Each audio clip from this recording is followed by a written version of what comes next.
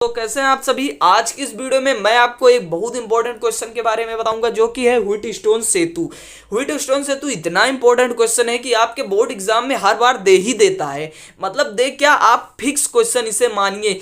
ये आपका 5 नंबर या 3 नंबर का फिक्स क्वेश्चन है। और अगर 5 नंबर में है तो इसके साथ एक न्यूमेरिकल रहेगा, 3 नंबर में है तो सिर्फ यही पूछेगा। तो इंपॉर्टेंट क्वेश्चन बहुत है, इसे तैयार करके जाइए। हर साल लगभग बोर्ड एग्जाम में पूछ ही लेता है। ये नहीं मिलेगा तो न्यूमेरिकल मिलेगा, और न्यूमेरिकल नहीं मिलेगा तो ये मिलेगा। चलिए शुरू करते हैं आज का ये वीडियो और देखते हैं। सबसे पहले इसका थोड़ा इंट्रोडक्शन देख लेते हैं। जैसे कह रहा है इंग्लैंड के एक वैज्ञानिक थे जो हमारे महान साइंटिस्ट थे जिन्होंने ये हमें दिया हुआ है, वो थे इंग्लैंड के प्रोफेसर व्हीटस्टोन। देखिए इन्हीं के नाम पे ही, अपने नाम पे ही ज्यादातर ये दे देते हैं। व्हीटस्टोन ने प्रतिरोधों का एक विशेष व्यवस्था का आविष्कार किया जिसके द्वारा किसी चालक का प्रतिरोध ज्ञात किया जा सकता है। इस व्यवस्था को व्हीटस्टोन सेतु कहते हैं या व्हीटस्टोन ब्रिज भी कहते हैं इंग्लिश में। ठीक है, फिलहाल आपको हिंदी में पढ़ना है।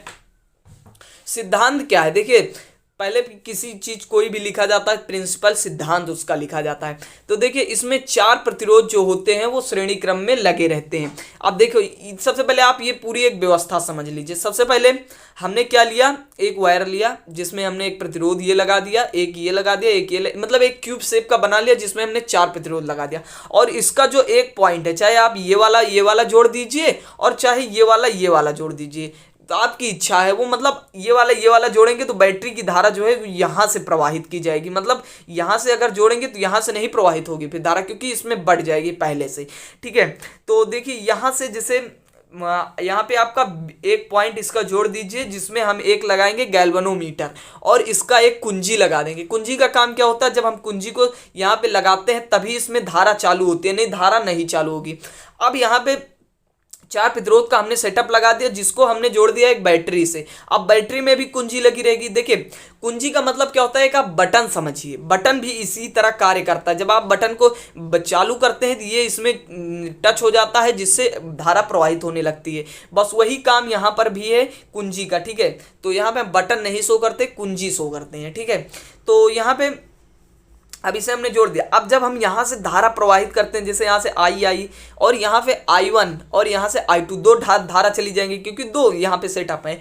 तो यहाँ से इसमें जो आएगा P वाले, देखिए PQRS हमने बुक के हिसाब से माना है क्योंकि PQRS आपको ज़्यादातर देखने को मिलेगा। इसे I1 हमने मान लिया।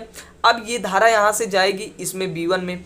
अब यहाँ से ये I1 यहाँ से आते हुए ऐसे लौट जाएगी और ये I2 यहाँ से आते हुए ऐसे I1 यहाँ I हो जाएगा, यहाँ से ऐसे आ जाएगी I में। फिर ठीक है, अब इसमें क्या होता है, किस प्रिंसिपल से काम करता है, कह रहे हैं जब हम इसमें धारा प्रवाहित करेंगे ना, तो जब ये चारों प्रतिरोध में धारा जाएगी तो इसमें कोई भी विक्षेप नहीं होगा। विक्षेप का मतलब क्या हुआ कि इसमें कोई भी हलचल नहीं होगी, मतलब इस बीच वाले में धारा नहीं प्रवाहित होगी अगर इन चारों प्रतिरोधों में धारा प्रवाहित हो रही है। बस ये इसका प्रिंसिपल है। अब देखते हैं इसमें 4 प्रतिरोधों को श्रेणी क्रम में जोड़कर एक चतुर्भुज बनाते हैं। वैसे जैसा मैंने आपको बताया, श्रेणी क्रम का मतलब एक लाइन में। ठीक है, इस चतुर्भुज के एक विकर्ण में धारा मापी तथा दूसरे विकर्ण में सेल जोड़ देते हैं। मैंने कहा ना कि अगर आप इसमें से इसमें जोड़ते हैं तो सेल को इससे लगाना पड़ेगा, और अगर आप इसमें जोड़ते हैं विकर्ण में तो इससे सेल को लगाना पड़ेगा। बस वही बात है। तो कह रहा है यदि चतुर्भुज की चारों भुजाओं के प्रतिरोधों को इस प्रकार समायोजित किया जाए, समायोजित मतलब कि यहाँ पे इसे सेटअप किया जाए कि प्रतिरोधों की जाए कि सेल द्वारा सेतु में विद्युत धारा प्रवाहित करने पर धारा मापी में कोई विक्षेप न हो। मैंने आपको बताया क्या, अगर इसमें आप धारा प्रवाहित करेंगे तो इसमें धारा ही नहीं आएगी।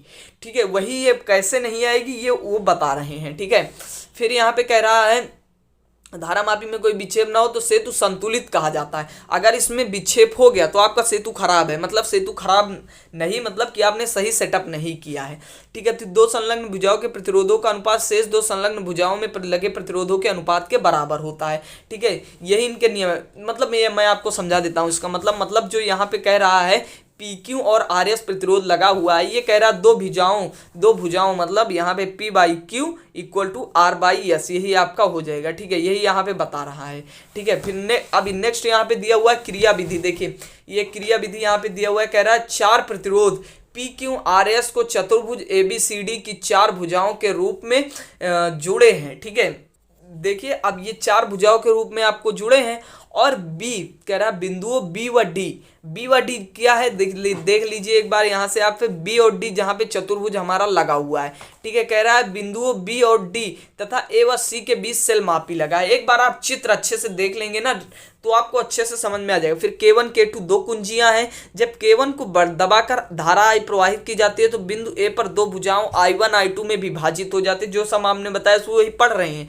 जैसा कि संलग्न चित्र में दिखाया गया है, PQRS को एक प्रकार समायोजित किया जाता है विकर्ण BD में कोई धारा प्रवाहित ना हो, अतः वह धारा मापी होगी AB में तथा DC में धारा होगी AD में है, जो AD में है, ठीक है। मतलब वही बता रहा है, जो I1 इसमें जाएगी वही उसमें जाएगी, वही आपको मैंने बताया था।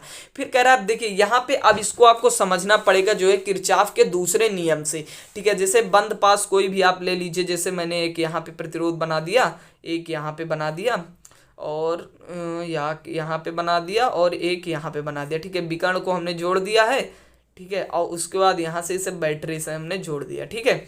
ये आपने बनाया था PQRS। अब इसमें आपने देखा होगा दो चित्र, दो बंद पास है, एक दो, अगर पिछला वीडियो आपने देखा तो अच्छे से समझ जाएंगे, ठीक है। देखिए अब इसमें I1 P1 माइनस, देखिए यहाँ पे धारा की दिशा में इसलिए माइनस, और यहाँ पे I1 PQ, ये देख लीजिए, सॉरी यहाँ पे ये बंद पास इसके लिए है I2 R, ठीक है। I2 R ठीक हो जाएगा, इक्वल टू क्या हो जाएगा, E हो जाएगा। और यहाँ पे देख लीजिए जैसा कि आप यहाँ पे देख सकते हैं, ये I1 R मतलब P इसलिए हो जाएगा क्योंकि ये है। फिलहाल इसे आप अभी हटा सकते हैं क्योंकि ये हमने इस बंद पास में नहीं लिया है, तो इक्वल टू 0 हो जाएगा। तो ये इसके बराबर I1 P हो जाएगा I2 R के बराबर। बस यही काम आपको करना है। सेम इसी तरह दूसरे में हो जाएगा इस वाले बंद पास के लिए।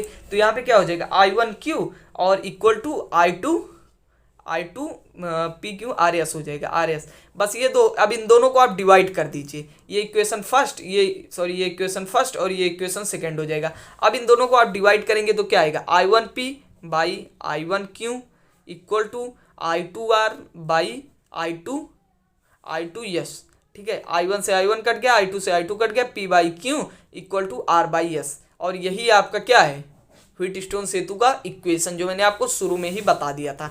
बस यहीं तक आपको करना था प्रूफ।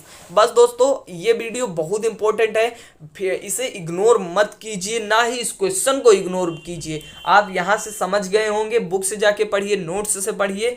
बाकी आज के वीडियो में इतना ही था। वीडियो कैसा लगा कमेंट में जो बताना, पसंद आए तो लाइक करना, चैनल को सब्सक्राइब कर देना। मिलते हैं इसके नेक्स्ट वीडियो में, तब तक के लिए बाय बाय।